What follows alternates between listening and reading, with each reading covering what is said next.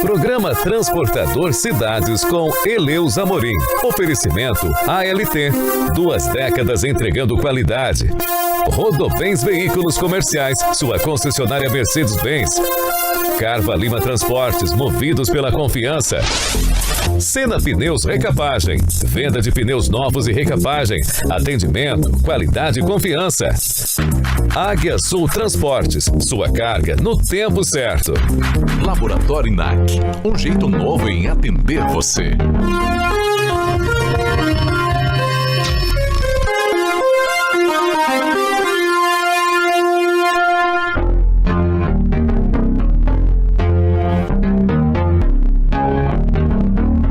Programa Transportador, programa que tem feito aí uma audiência muito boa e você tem sempre acompanhado um programa que fala da vida do transportador rodoviário de carga, da vida do cidadão. E hoje, com muita honra, nós estamos recebendo aqui o ex-procurador, ex-senador, ex-governador do estado do Mato Grosso, o senhor Pedro Taques. Muito obrigado pela entrevista, obrigado pela participação, está vindo aqui conosco. Obrigado, Eleus. Eu quero inicialmente cumprimentar você pelo programa, seus companheiros aqui da técnica e seu qualificado ouvinte, telespectador, internauta, porque hoje está em todas as redes.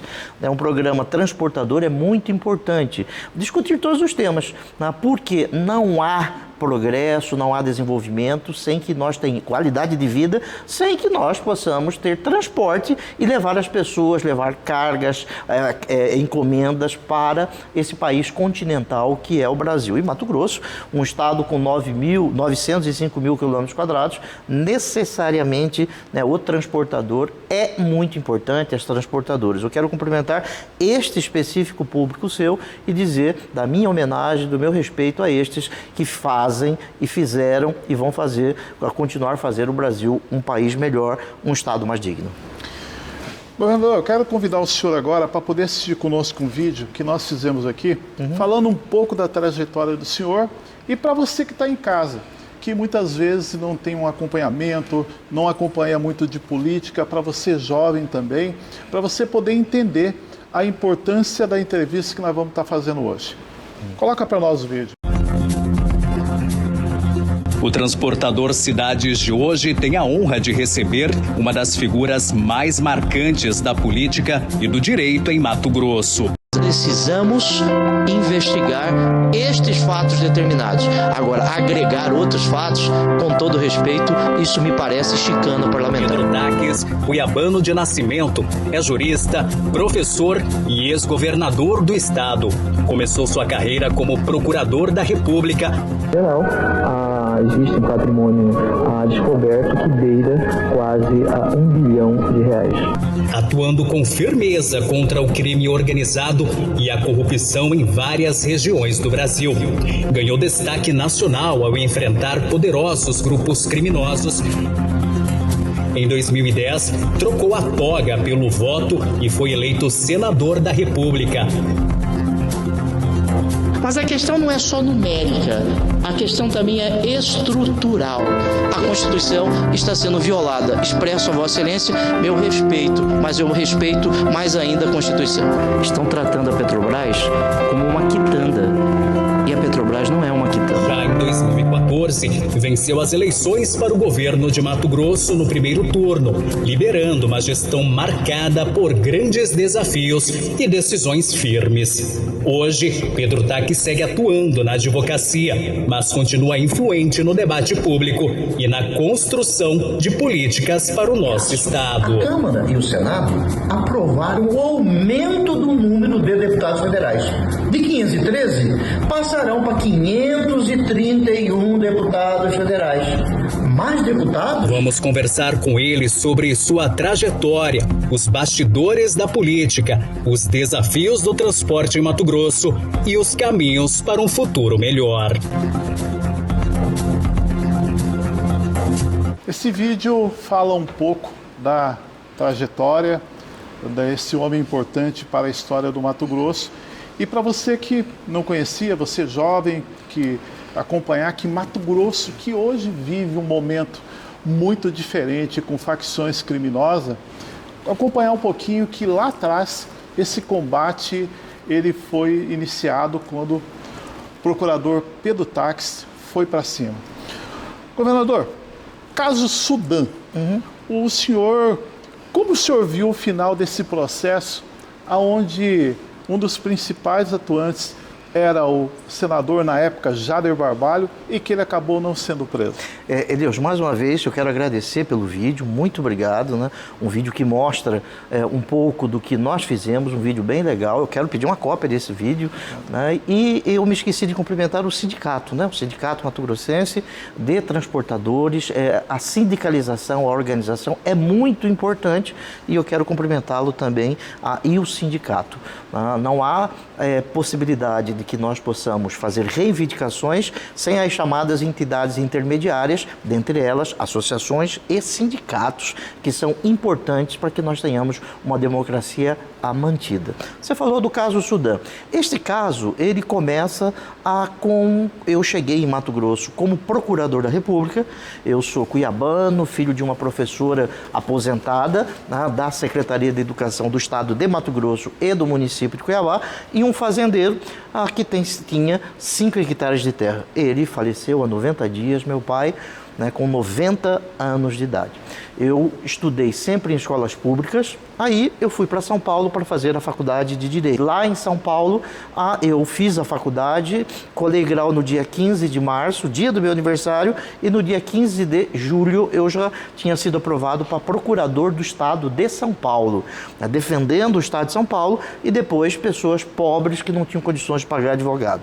Depois disso, eu queria voltar para Mato Grosso, porque é um concurso estadual. Fiz um concurso para magistratura em São Paulo, também passei nesse concurso, mas eu queria voltar para Mato Grosso, a minha terra, esse estado que eu amo. E fiz um concurso para procurador da República, que é o Ministério Público Federal. Fui aprovado, não tinha vaga em Mato Grosso, eu fui para Rondônia. Em Rondônia eu iniciei uma grande investigação a respeito de pessoas que fraudavam o INCRA para que pudessem dominar terras, e também fui procurador da República no Acre, iniciei a investigação junto com outros colegas, que chegou na condenação daquele ex-deputado federal Ideobrando Pascoal, que serrava pessoas, jogava ácido de bateria nas pessoas. E depois de um tempo, eu fiz o júri do Ideobrando Pascoal, como voluntário, ele foi condenado a 48 anos de prisão. Depois disso, eu vim para Mato Grosso. Quando eu cheguei aqui em Mato Grosso, aqui em Cuiabá, em 97, eu subindo a Avenida do CPA, vi um prédio parado. Que, aliás, esse prédio está parado até hoje. A construção está ali parada. Muito bem, a construção não vai para frente. E também na descida da Avenida do CPA, à direita, tem outro prédio que estava parado. E placas da Sudã. Aí eu chamei um amigo meu, que é da Receita, e ele começou a me explicar o sistema da Sudã. E comecei a investigar a Sudã. Chegamos em 3 bilhões de reais que foram desviados. Dentre aquelas pessoas que roubavam o dinheiro da Sudã, que pertence a todo o povo brasileiro, estava o senador Jader Barbalho. Ele foi senador pelo estado do Pará, ele foi preso 2 vezes nesse caso, mas depois foi solto. Como no Brasil, aquele que é colarinho branco, aquele que comete crimes de corrupção, dificilmente ficam presos. Veja o caso do Collor, né? A vida toda roubando, agora está lá curtindo a sua cobertura na praia em Maceió. Aí nós começamos a investigar a Sudã. Pessoas que faziam renúncia, eles deixavam de pagar o imposto de renda em grandes empresas, das suas grandes pessoas jurídicas, e a União devolvia esses valores para que eles pudessem fazer empreendimentos na Amazônia Legal. Na Amazônia Legal nós temos o estado de Mato Grosso, que faz parte da Amazônia Legal, e aí esse dinheiro não era aplicado no fim, no destino que estava estabelecido naquele projeto. Isso cresceu para os estados de Tocantins, Maranhão, resultou numa busca e apreensão na casa da Rosiane Sarney, que depois houve um escândalo nacional naquele tempo, mas muitos que estão nos assistindo ainda eram crianças. Eu ajuizei todos os processos, né, exatamente no dia que minha filha nasceu, dia 14 de outubro de 97, e esses processos, infelizmente, muitos até hoje não chegaram ao final. O senhor se sente decepcionado? Se eu afirmar a você que não, eu estou mentindo. Porque eu, Eleus, como você, como esses trabalhadores que estão aqui à minha frente, né, nós queremos fazer a coisa certa. Entre o mais fácil e o certo, eu faço o certo. Agora, não depende só de mim. Isso foi para a Justiça, recorreu, aí foi parar no Supremo Tribunal Federal, né? E nunca chega a ser um final. Eu penso que a sociedade brasileira esteja cansada. Me permita uma expressão mais forte, mais pedestre, mais chula. A sociedade brasileira se encontra de saco cheio de ver pessoas que roubam, sustentam a sua família a vida inteira, enquanto a maioria, a esmagadora maioria dos trabalhadores acorda cedo, compra um pão com manteiga, uma margarina, dá para o seu filho, vai trabalhar com dificuldade, não tem dinheiro para pagar a escola do seu filho, enquanto aqueles que roubam o dinheiro público sustentam a sua família com dinheiro, com viagens, com bolsas caras, carros importados, infelizmente não dá em absolutamente nada. São casos emblemáticos assim, de uma importância muito grande e que são casos criminais. O senhor não teve medo de morrer? Eu não tive tempo para ter medo. Eu fiz o que precisaria ser feito. Por que isso? Porque quando eu passei no concurso para Procurador da República, eu assumi um compromisso de cumprir a Constituição. Eu fiz um juramento perante a Constituição. Quando eu assumi o meu compromisso de senador, eu jurei perante a Constituição. Quando eu assumi a governadoria do Estado, eu jurei perante a Constituição. E eu assumi a palavra como advogado. Tudo isso são funções diferentes, mas tem um objetivo: fazer com que a Constituição da República seja cumprida. Eu sou um constitucionalista, sou professor de constitucional há 20 anos, sou professor de constitucional, portanto, eu não tenho tempo para ter medo. Nestas ações no Acre, Rondônia, Roraima, Pará, Amazonas, Santa Catarina, Tocantins, Mato Grosso, Distrito Federal, São Paulo, que eu atuei em 12 estados e mais o Distrito Federal, muitas vezes eu fui voluntário. Por exemplo, matava um policial federal, matava um policial rodoviário federal, matava um auditor da Receita, um policial militar que estava a serviço do Estado, da União. Eu era voluntário para fazer esses júris destes servidores públicos mortos no exercício da função. Aí, quando se mata um servidor público no exercício da função, quem está morrendo um pouquinho é o próprio Estado. Por isso, quando eu fui senador da República, eu apresentei um projeto de lei como relator do Código Penal que eu fui, para que aquele que comete crimes contra servidores públicos no exercício da função, notadamente servidores da área de segurança, estes merecem uma pena maior para que o servidor público possa exercer as suas funções com tranquilidade. Eu fui ameaçado de morte várias vezes, tentaram me matar, a pessoa se entregou, eu fiquei 10 anos com escolta policial, da Polícia Militar, Polícia Civil, Polícia Federal, durante 10 anos.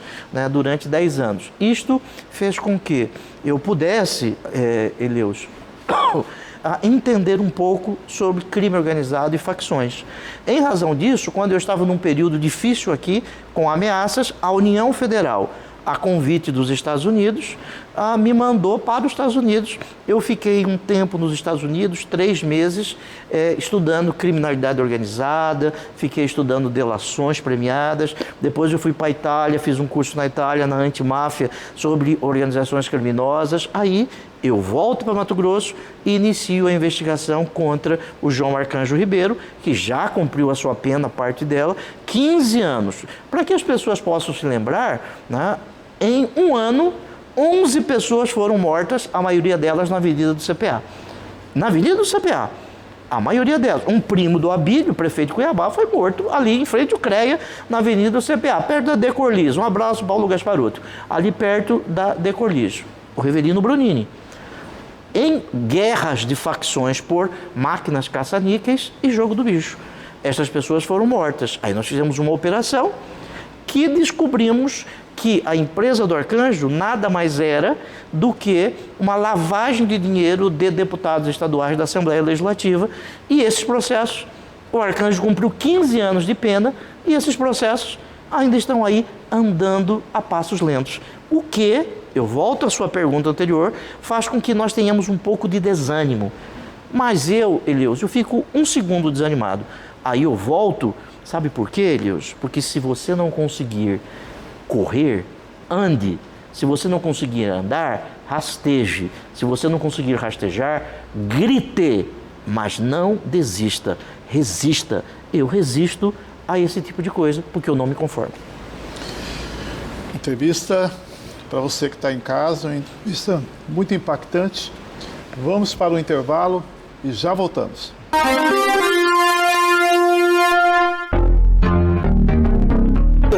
Rodobens Veículos Comerciais, sua concessionária Mercedes-Benz. Só existe uma forma da gente continuar sendo o mesmo, se reinventando sempre.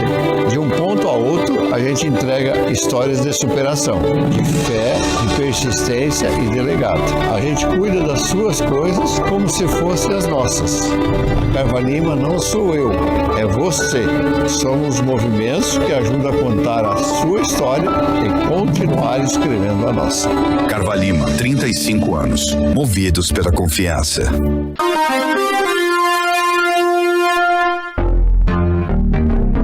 Retornamos de nosso intervalo. Governador, dentro da continuidade da pergunta que eu fiz ao senhor e o senhor fez a colocação, eu tenho acompanhado que dessa Operação Arca de Noé, um dos principais atuantes dessa ocorrência foi o João Arcanjo Ribeiro, que hoje está solto e está exercendo novamente a sua vida empresarial novamente. Como é que o senhor vê isso daí hoje, a atividade dele novamente, depois da soltura, e como que o senhor vê esse caso hoje e que foi muito emblemático para a vida de Mato Grosso? Eleus, eu respondo inicialmente com uma frase de Santo Agostinho. Ele diz o seguinte: eu não tenho nada contra o pecador, eu tenho contra o pecado. Eu não tenho nenhuma relação pessoal com o Arcanjo, nunca tive, não tenho nenhum ódio ou simpatia por ele. Eu exerci a minha atribuição. Ele cumpriu 15 anos de pena, está respondendo a outros processos, não sei nem o que ele faz. O seu advogado exerceu o contraditório, ampla defesa, o tirou conforme determina a legislação. Mas o Arcanjo cumpriu 15 anos. Agora, e aquelas pessoas que se utilizavam do Arcanjo? Vou dar exemplos, e eu não sou daqueles que fica com receio. O ex-deputado José Riva, ele fez uma delação recentemente dizendo que ele roubou o patrimônio público em mais de 500 milhões de reais. Eu vou repetir, não sou eu que estou dizendo. Ele disse isso em uma delação. Depois a gente podia falar um pouco de delação, se você me permite. Mais de 500 milhões. Ele foi lá e disse que roubou. Durante 20 anos ele roubou 500 milhões de reais. 500 milhões de reais, somando ao que o Silval roubou, que confessou, mais de 1 bilhão de reais, daria aí quase 2 bilhões de reais. Mais de 500 do Riva e mais de 1 bilhão e 500 do Silval. Perto de 2 bilhões de reais. Eles passaram uma vida cometendo crimes.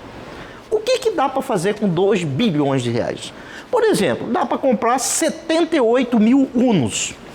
Nós estamos aqui nos transportadores, vamos falar de carro. 78 mil Unos. Ah, mas o que você quer fazer com 78 mil Unos? Nada. Só estou fazendo uma comparação. O Hospital Central, que daqui a pouco nós podemos falar sobre ele vai funcionar e junto com o Alberto Einstein, espero que chamem os servidores da saúde concursados, porque eles passaram em concurso. Durante 5 anos, o Alberto Einstein parece que vai gastar 2 bilhões de reais. 2 bilhões de reais daria para construir 6 hospitais regionais.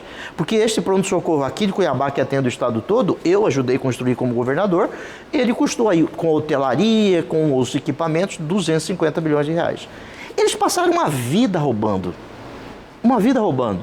E aí vem, mais ou menos, se transforma em santo e fazem uma delação. Vem cá, mas não sustentaram as suas famílias roubando dinheiro público? Bolsas, carros, viagens, apartamentos de cobertura, a vida toda. Aí fazem um acordo com o Ministério Público e vão devolver em suaves prestações.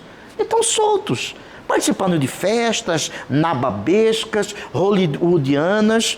Vem cá, quando o senhor vai comprar uma coisa nas Casas Bahia, ou na Citylar, que já acabou, que é daqui, não é? Martinelli, um amigo lá de Lucas de Rio Verde, quando você vai comprar, você paga todo mês em suaves prestações, não é isso?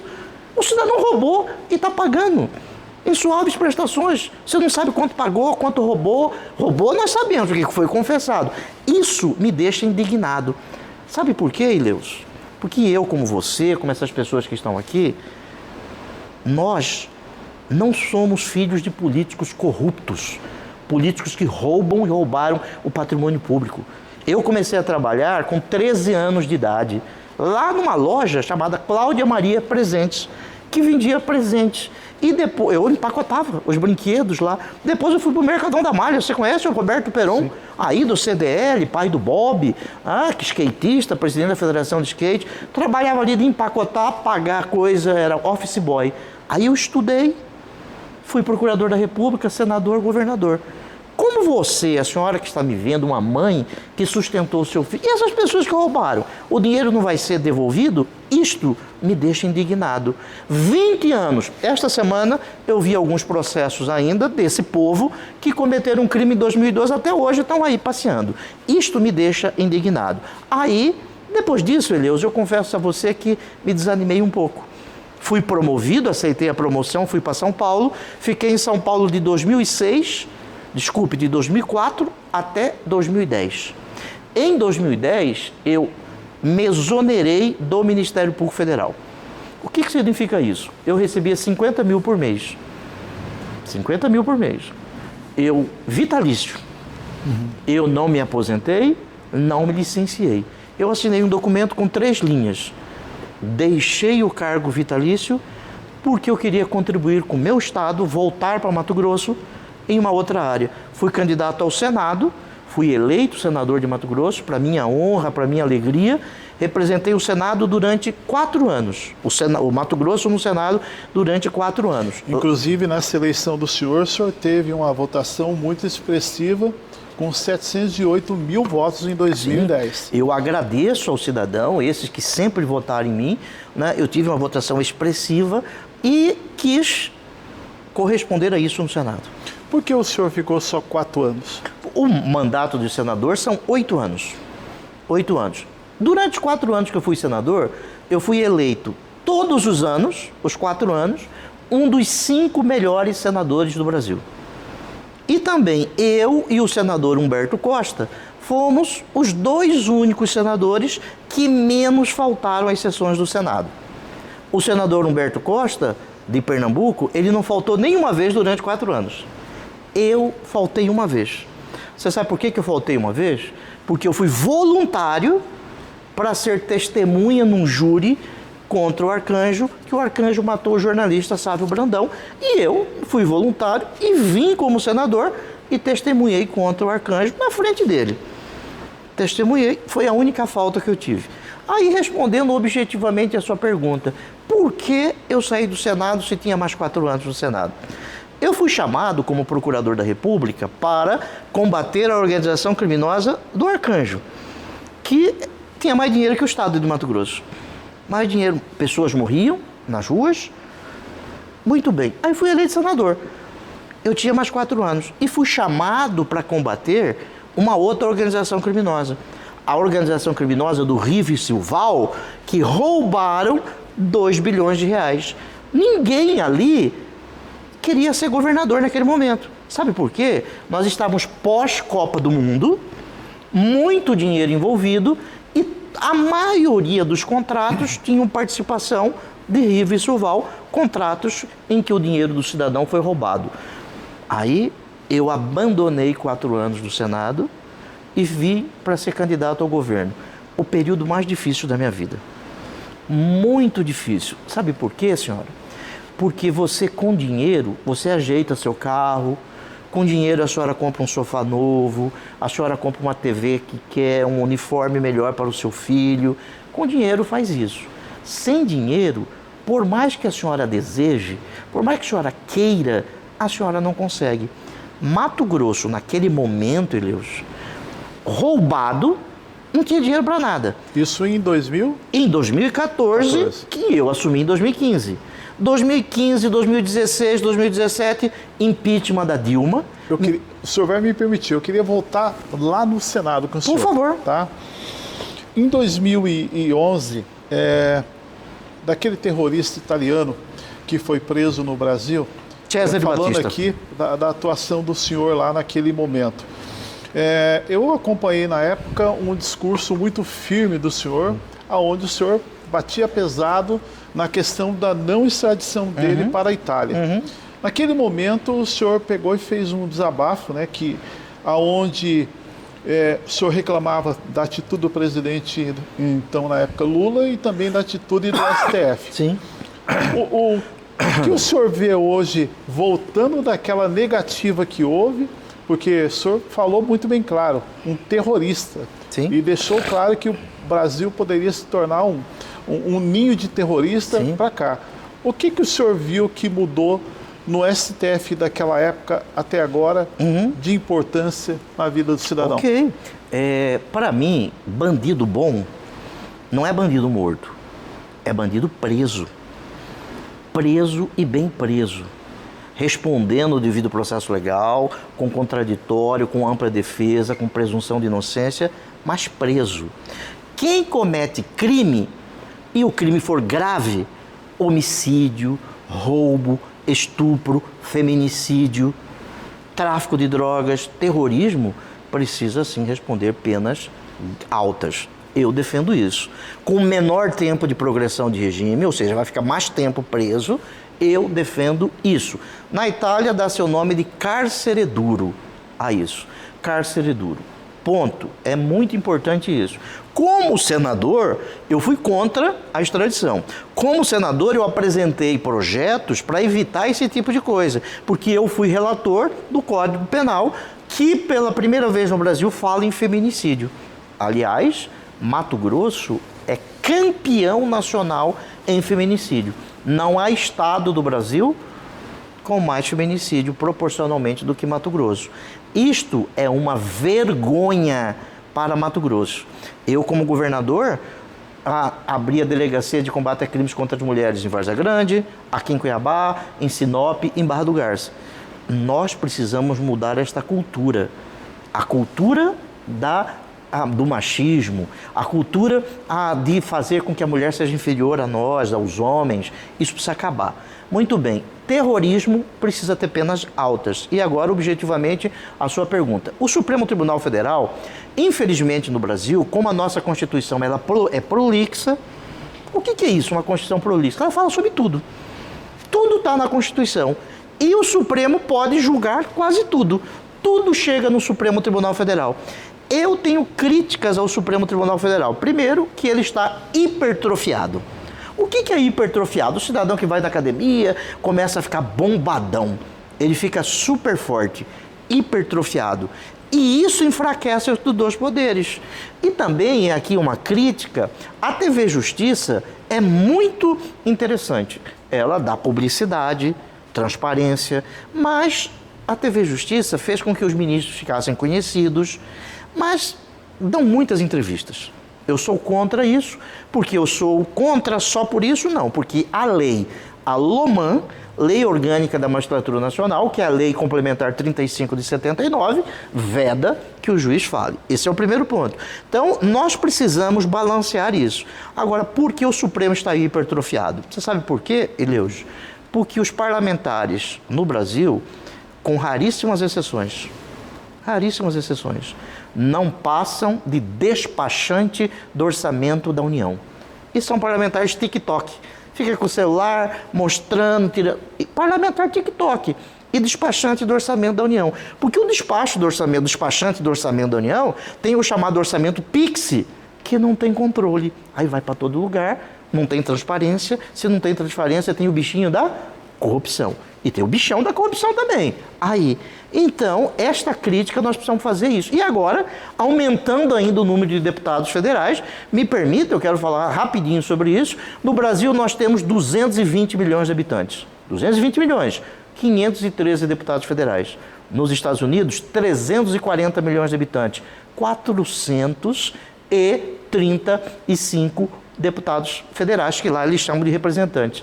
E aqui no Brasil, esta semana, Eleus, aumentaram o número de deputados federais para mais deputados federais, 535 deputados federais. Isso vai repercutir nos estados, nas assembleias legislativas. Parece até que as pessoas amam deputados, né? Porque se tem deputado, é mais gabinete.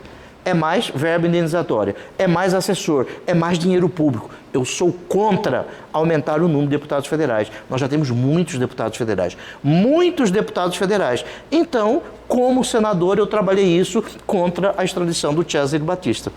Okay? Assunto muito importante e que eu quero falar para você que está em casa agora me acompanhando. Eu sempre falo nos programas quando o pessoal reclama de rodovia, quando reclama dos bairros, das ruas, reclamam da criminalidade que está hoje, um impacto muito grande na vida do país. Você tem uma responsabilidade muito grande.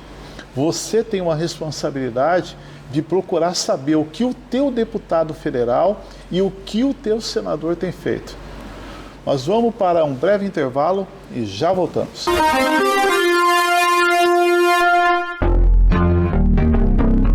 Sena Pneus, a melhor recapagem para os pneus de seu caminhão. Contamos também com pneus novos, alinhamento, balanceamento e truck center completo. Estamos há 30 anos fazendo história no Mato Grosso, levando a nossos clientes a melhor estrutura e tecnologia para rodarem cada vez mais e com segurança. Por isso, pensou em pneus e recapagem? Pensou Sena Pneus. Atendimento, qualidade e confiança.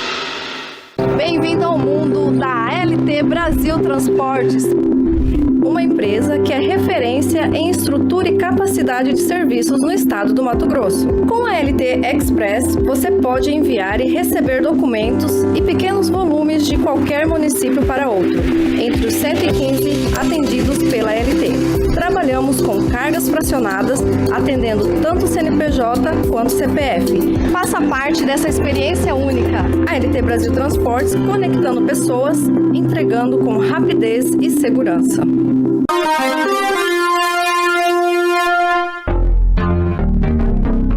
Retornamos de nosso intervalo e com a entrevista com o governador Pedro Táxi. Em 2014, o senhor foi eleito governador do estado do Mato Grosso com uma votação de 808 mil votos. O senhor, como governador do estado do Mato Grosso, qual foi o maior legado que o senhor deixou na sua administração? Okay. Muito obrigado, Elios, por essa importante pergunta.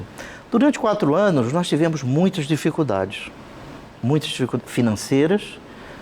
A União repassou para o estado de Mato Grosso pouco. Nós tínhamos as dívidas da Copa do Mundo, muitas dívidas. Eu não aumentei impostos e não consegui realizar todos os meus sonhos, concretizar todos os meus sonhos. Errei em algumas coisas, mas acertei também muitas coisas. Você perguntar do legado. Aqui em Cuiabá, por exemplo, nós construímos junto com o prefeito o hospital. 315 leitos. Inicialmente com o prefeito Mauro, que não tinha dinheiro para nada, nós ajudamos, eu, governador, ajudamos e depois o prefeito Emanuel Pinheiro, que terminou a obra. Aquele hospital. Aqui em Cuiabá, a saída para a Chapada dos Guimarães, ali do trevo que vai para Rosário até a Fundação Bradesco, Jardim Vitória, Jardim Florianópolis, nós que fizemos aquela duplicação. Da saída de Chapada até o Rodoanel, nós que duplicamos ali. Aqui em Cuiabá, a UPA do Pascoal Ramos. Em Várzea Grande, a Filinto Miller. A duplicação ali do córrego Traíra até o bairro São Mateus. Ali em Várzea Grande, eu paguei a emenda do Fiotão. Ali em Várzea Grande, a UPA do Ipaze. Ali em Várzea Grande, nós levamos o Parque Tecnológico para lá e a ponte que liga o Parque Tecnológico perto do Chapéu do Sol. Não aumentei impostos. Mas 2 coisas me permitam. Em 2016, um ano depois que eu assumi, nós fizemos concurso e chamamos 2.000 policiais. Vou repetir, 2.000 policiais. Mato Grosso tinha, em 2016, 8.300 policiais militares. 8.300 policiais militares em 2016. Hoje, 2025, nós temos 6.400 policiais militares. E a população aumentou, 6.400, e vão se aposentar 1.091 ano que vem. Aí, a senhora, em qualquer bairro da cidade, de Cuiabá, Várzea Grande, em qualquer cidade do estado de Mato Grosso, O Estado, hoje, perdeu o jogo para as facções criminosas. As facções criminosas dominam o Estado, apesar da qualidade dos profissionais da segurança. Homens e mulheres, Polícia Militar, Polícia Judiciária Civil, Corpo de Bombeiros, Politec, Polícia Penal, apesar da qualidade, são poucos. Aí paga a hora extraordinária quando paga. Como é possível, em 2016, 8.300 policiais militares e hoje, 2025, 6.400? Apenas a título de comparação. Paraíba, o estado da Paraíba, tem 52 mil quilômetros quadrados. 8 mil policiais militares.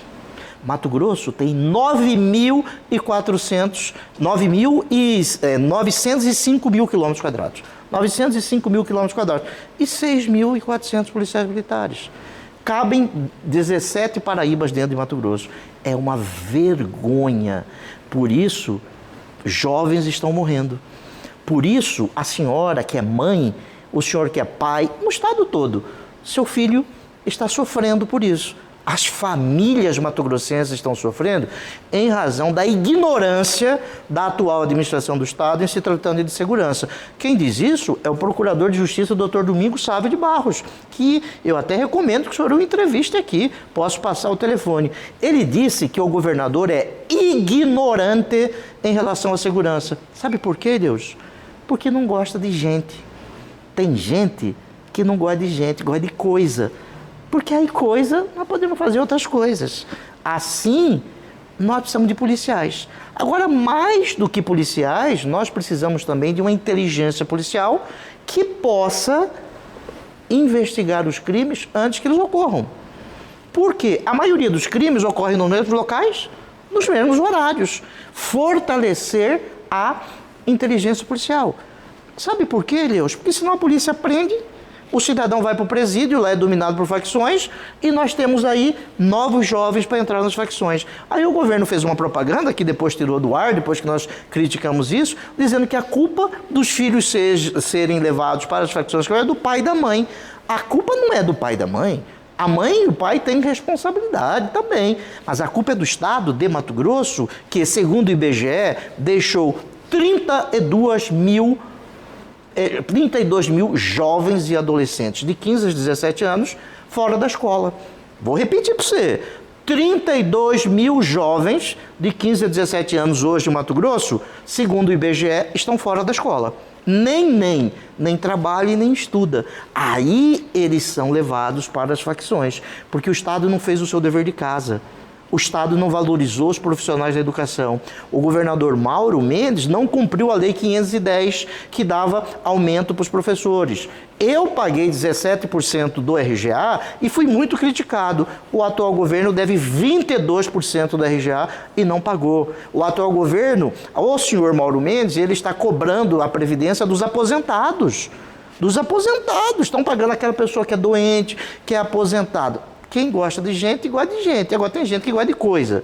Muito bem, legado do meu governo.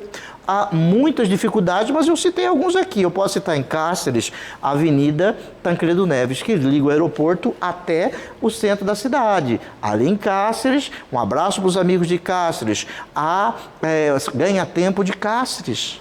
A ZPE em Cáceres, eu que resolvi isso na nossa administração. E aí, a empresa Energia Global não terminou a obra na minha administração. A empresa Energia Global do pai do chefe da Casa Civil. Não terminou a obra. Aí o Mauro entrou, terminaram a obra. Você entendeu isso? Não terminou o Cote do Pari, não terminou até hoje. Isto tem que ser dito. E eu estou dizendo, se você é de Poconé, um abraço, Avenida Aníbal de Toledo, nós que refizemos. Um abraço, amigo Clóvis, aí de ex-prefeito de Poconé, uma pessoa séria. Dom Aquino, nós levamos praças, né? Praças para Dom Aquino e também a ponte do Rio São Lourenço. Você de Arenápolis, a ponte do Rio Areia, nossa administração que fez. Portanto, nós temos o que mostrar em cada um dos municípios. Porque eu não sou candidato. Eu sou cidadão, eu sou um advogado, mas o governador atual mandou eu calar a boca, porque eu não posso falar porque eu perdi a eleição para ele. Eu sou um democrata, perdi a eleição, entreguei a faixa e desejo sucesso, mais competência, porque Mato Grosso precisa ir bem. Mas Mato Grosso não vai bem nesses quesitos. Fez estradas? Fez estradas. Mas são de qualidade? Ou são estradas casca de ovo? E essa concessão da BR, hein? Isso precisa ser falado. A Odebrecht devia 1 bilhão aos bancos. Mato Grosso foi e pagou R$1 bilhão via MTPAR. Aí Mato Grosso pegou lá no BNDES mais 5 bilhões e 500 milhões. 6 bilhões e 500 bilhões. Está sendo administrado pelo Cidinho e o irmão do Cidinho no MTPAR. Muito bem.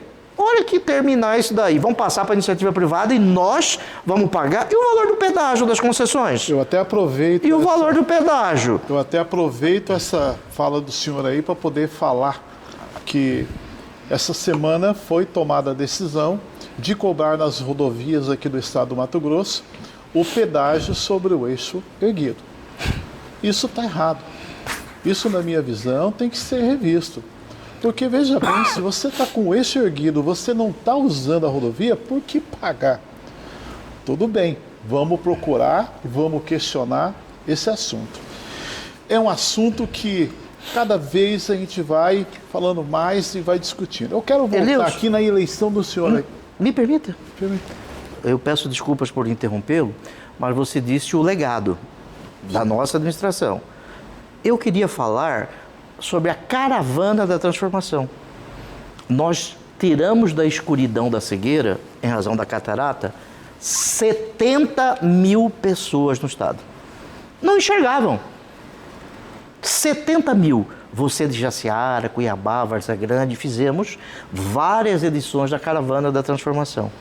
Aí, aquele famoso promotor de justiça que sumiu, Mauro Zac, ele embarreirou a Caravana da Transformação. O processo não deu em nada. Eu sou o único ex-governador do Brasil que não responde a uma ação penal, a um inquérito ou uma ação de improbidade. Isto, para mim, que sou filho de uma professora, é motivo de orgulho, porque a minha família não roubou nesse estado. É motivo de orgulho. A minha família não ficou rica roubando na política. Muito bem, 70 mil pessoas. Além disso, Eleus, eu não aumentei os impostos.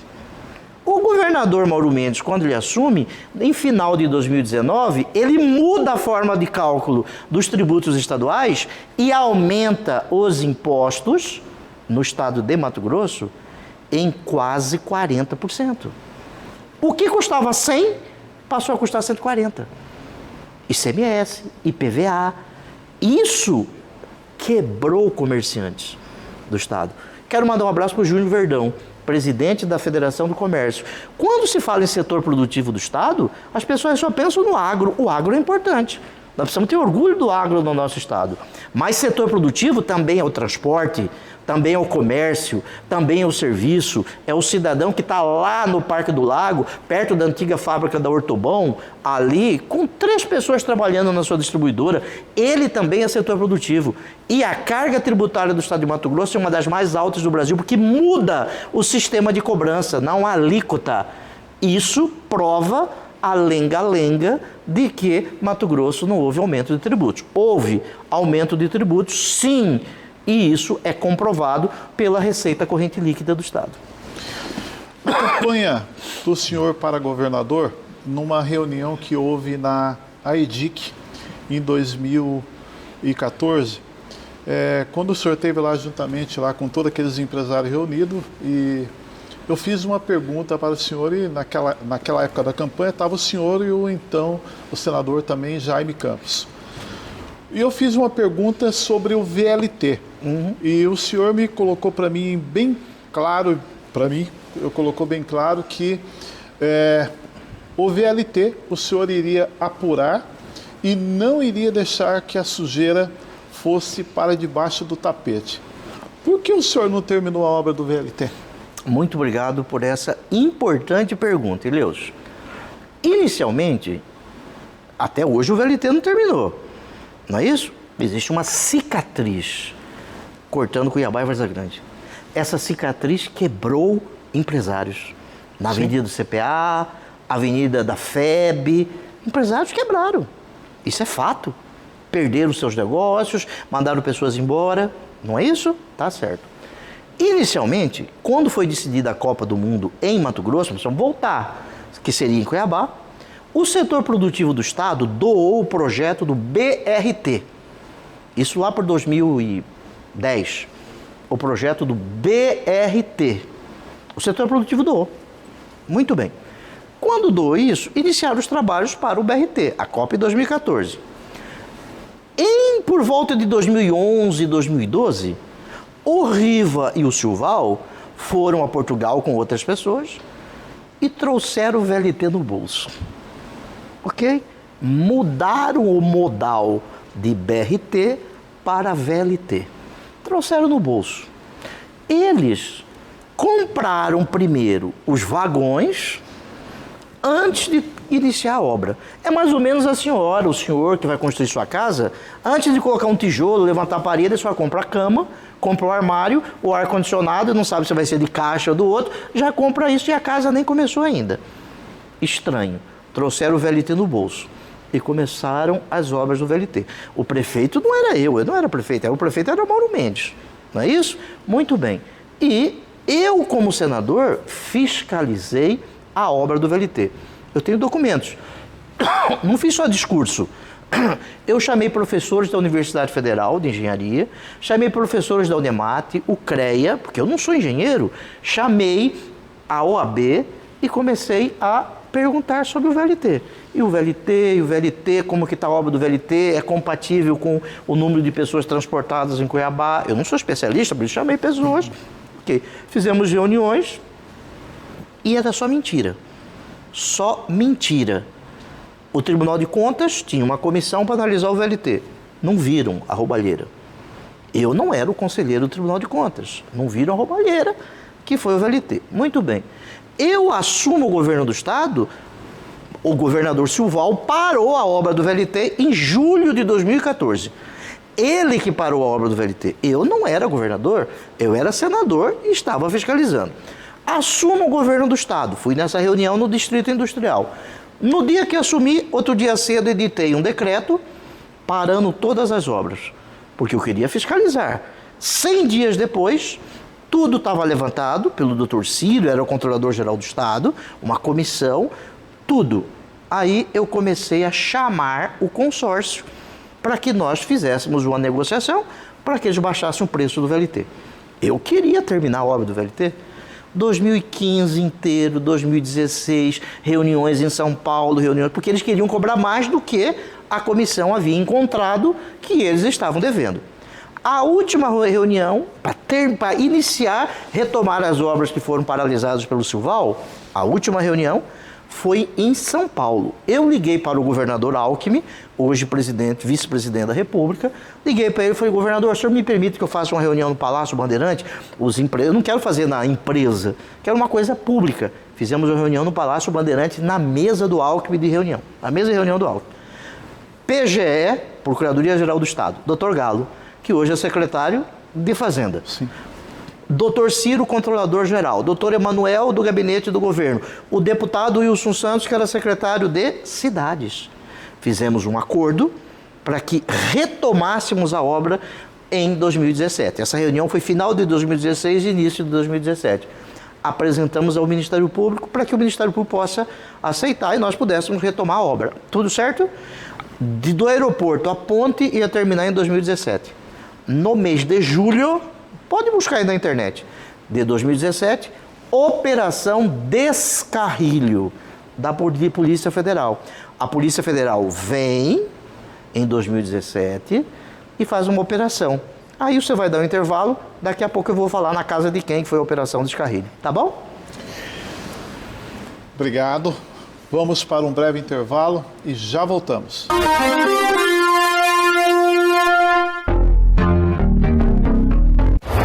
Rodobens, o seu caminhão tem tratamento de primeira. Nossa borracharia possui estrutura e equipamentos modernos, além de profissionais especializados prontos para realizar serviços de alinhamento, balanceamento, manutenção e rodízio de pneus em caminhões de todas as marcas e modelos. Tudo com a qualidade e segurança que você precisa para pegar a estrada. Vem para Rodobens, estamos te esperando. Rodobens Veículos Comerciais, sua concessionária Mercedes-Benz. Só existe uma forma da gente continuar sendo o mesmo, se reinventando sempre. De um ponto a outro, a gente entrega histórias de superação, de fé, de persistência e de legado. A gente cuida das suas coisas como se fossem as nossas. Carvalima não sou eu, é você. Somos movimentos que ajudam a contar a sua história e continuar escrevendo a nossa. Carvalima, 35 anos. Movidos pela confiança. O Laboratório INAC é parceiro do Sindimate e oferece exames toxicológicos com preços especiais. Além do preço, temos rapidez no prazo de entrega e a possibilidade de realização do exame em 7 unidades. Oferecemos ainda desconto nos exames para a detecção da Covid-19 e demais exames laboratoriais para os associados Sindimate. Laboratório INAC, um jeito novo em atender você.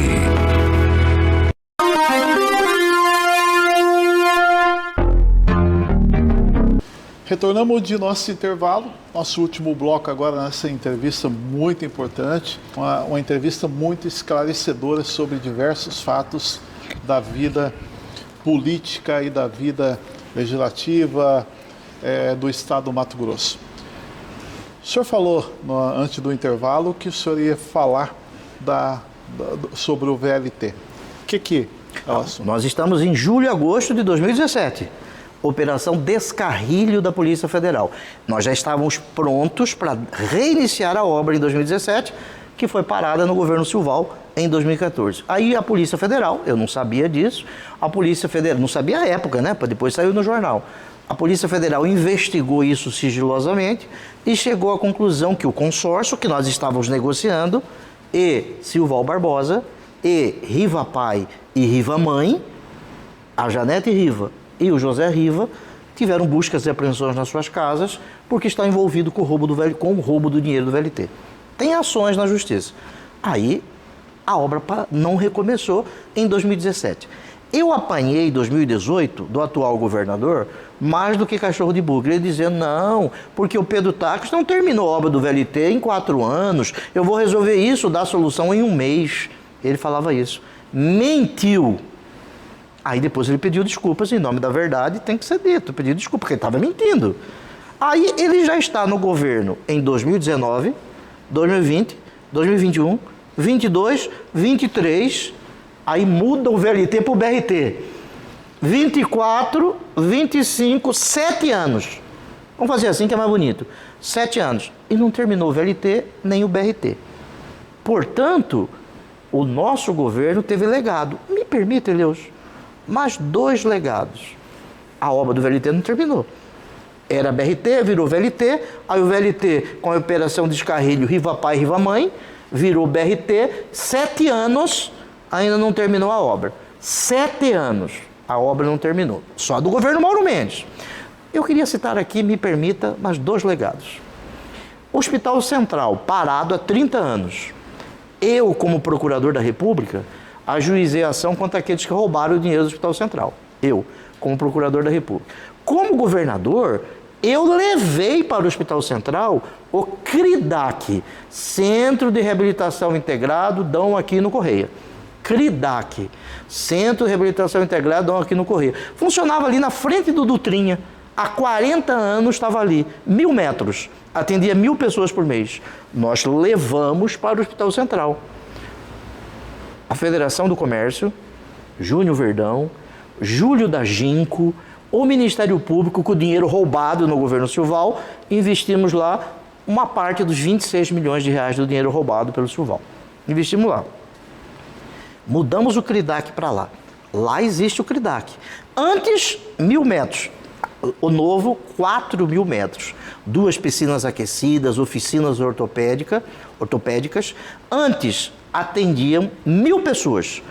Passou a atender 4.000 pessoas. Segundo a propaganda do próprio governo do estado de Mato Grosso, 600.000 pessoas foram atendidas no CRIDAC de 2019 e 2023. Esse é um legado. Portanto, nós falamos e estamos fazendo. Eleus, eu quero agradecer você esta oportunidade e dizer que eu sou advogado, tenho um escritório de advocacia, saí do governo com que eu entrei mais pobre, eu trabalho. Um dia desse fui ao fórum fazer uma audiência, um cidadão que estava lá da Polícia Militar perguntou: mas governador, o senhor precisa trabalhar? Sim, eu trabalho. Você pode perder a eleição, mas para quem não roubou, não tem garimpo, o boleto vence. Eu preciso pagar boleto. Eu trabalho, fazemos recuperação tributária, fazemos isso com decência, com regras de sistema de integridade. AFG e Tax e o Work Tributário, eu e mais 3 colegas. Portanto, amigos, não acreditem em mentira. Eu sou o único ex-governador que não tem nenhum inquérito, nenhuma ação penal, nenhuma ação de improbidade. Eu sou ficha limpa. Sabe por que isso? Porque no Dia das Mães eu vou dar um beijo na minha mãe, que é servidora pública do Estado, aposentada, e do município. E ela vai olhar para mim, Elios, como a sua mãe olha para você. Porque ela sabe que entre o que é certo e o mais fácil, eu faço o que é certo. Nosso tempo está se reduzindo, passou muito rápido essa 1 hora de entrevista, mas eu quero fazer 2 perguntas para o senhor, aqui rápida, antes de encerrar o programa. Quem é Lula para o senhor? Quem é Lula? Sim, Lula, presidente, 3ª vez que ele é presidente, né? Foi reeleito e depois foi preso, 500 e poucos dias preso. Roubaram o dinheiro da Petrobras? Muito dinheiro foi roubado da Petrobras. Isso é fato. Isto é fato. Eu advogo num caso da Lava Jato. Sou advogado. Agora, juiz combinar prova com o procurador, Eleus, isso não pode. Sabe por quê? A senhora que é mãe, o senhor que é pai, se o juiz combinar prova com o promotor, aquele que tem o juiz como acusador, ele precisa de Deus como defensor. No caso da Lava Jato, no caso do Lula e de outros, se você me perguntar, houve coisa errada? Roubaram muito dinheiro. Mas o processo foi anulado pelo Supremo Tribunal Federal e eu, em nome da verdade, Leus, como constitucionalista, eu li o processo. O promotor de justiça, procurador da República, da OTAN e o juiz Sérgio Moro combinaram coisas, o que não pode no devido processo legal. Isso é para proteger a senhora, que à noite chega na sua casa sem iluminação e a polícia não possa fazer nada que seja fora da Constituição. A Constituição tem que ser cumprida. Quem é Bolsonaro para o senhor? Bolsonaro é um deputado federal, eu fui senador da República, o Bolsonaro era deputado federal, participamos de algumas CPIs juntos, eu fui professor do Eduardo Bolsonaro num curso para a Polícia Federal. O Bolsonaro, no governo dele, ele tem algumas coisas que eu não concordo com algumas ações do Bolsonaro. Nós vivemos em uma democracia. Agora, na Covid, Mato Grosso recebeu muito dinheiro do governo Bolsonaro. Isso é fato. Muito dinheiro. E o Bolsonaro, ele perdoou as dívidas do estado de Mato Grosso no momento da Covid. Agora, uma pergunta sempre vem à mente, né, Eleus? Sabe qual é? Mato Grosso tem 3 milhões e 500 mil habitantes. Maranhão, 7 milhões de habitantes. 7, aqui 3 milhões e 500. No Maranhão morreram 11 mil pessoas de Covid. Aqui morreram 16 mil pessoas. Por que em Mato Grosso, que é a metade da população do Maranhão, morreram 16 mil pessoas e o Maranhão morreram 11 mil? Sabe por quê? Alguma coisa errada ocorreu na saúde. A senhora, o senhor que está me vendo, ouvindo, o Ileus, eu tive uma irmã que morreu de Covid, ok? Mãe do Igor Tax, apresentador, você conhece. Ah, pense nesse número. A responsabilidade é do governo do estado, porque muitas pessoas morreram por incompetência, por dinheiro que foi roubado, daí a Operação Espelho, daí a mulher da saúde, que está todo mundo quieto, que R$1 bilhão sem licitação, sem contrato, sem fiscalização. Bolsonaro ajudou muito o Mato Grosso na Covid. Antes de encerrar o nosso programa, eu quero fazer uma pergunta para o senhor. O senhor que está nessa foto aqui agora, que o senhor vai ver aqui na TV, o que ele representa para o senhor? Essa foto é meu pai, seu Nego Ribeiro, Alinor Teixeira Tax. Ele, quando eu tinha 6 anos de idade, 7, ele se separou da minha mãe, mas sempre me tratou com respeito, o amor que ele tinha por mim e eu por ele. Ele morreu agora, no dia do seu, 10 dias depois do seu aniversário, no final de janeiro. Seu Nego Se você for lá em Currupira, se você for em Barra do Bugres, pergunta do seu nego. Seu nego, um homem sério, decente, honesto. Morreu, pai de um governador, pai de mais 4 filhos, 5 filhos, desculpe, mais 5, além de mim, com decência. Morava numa casa simples, um carro simples. Porque eu fui governador, senador, eu fui procurador, eu não enriqueci, nem enriqueci a minha família. Algumas pessoas dizem assim, você é besta, hein, Pedro? Eu digo a você, Eleus, eu prefiro ser besta, mas ser honesto, do que o ladino que rouba o dinheiro público. É muito importante a gente referendar a imagem familiar. Eu, particularmente, perdi meu pai também, fez 32 anos que meu pai faleceu e até hoje eu sinto falta dele. Então, eu acho isso importante. A história na vida do senhor, ele foi uma peça muito importante e fundamental. Quero aqui também fazer aqui um agradecimento, governador, para poder ficar bem categórico para todo mundo. Quando o senhor estava como governador, durante 4 vezes eu fiz o pedido para poder ser atendido em reuniões, levando os transportadores para o senhor, para poder ouvir e sermos recebidos para discutir pautas e trabalho. E todas as 4 vezes nós fomos recebidos pelo senhor, e isso eu quero agradecer em nome de todo o transportador rodoviário de carga, todo empresário, todo o agradecimento que o senhor nos deu quando nos atendeu.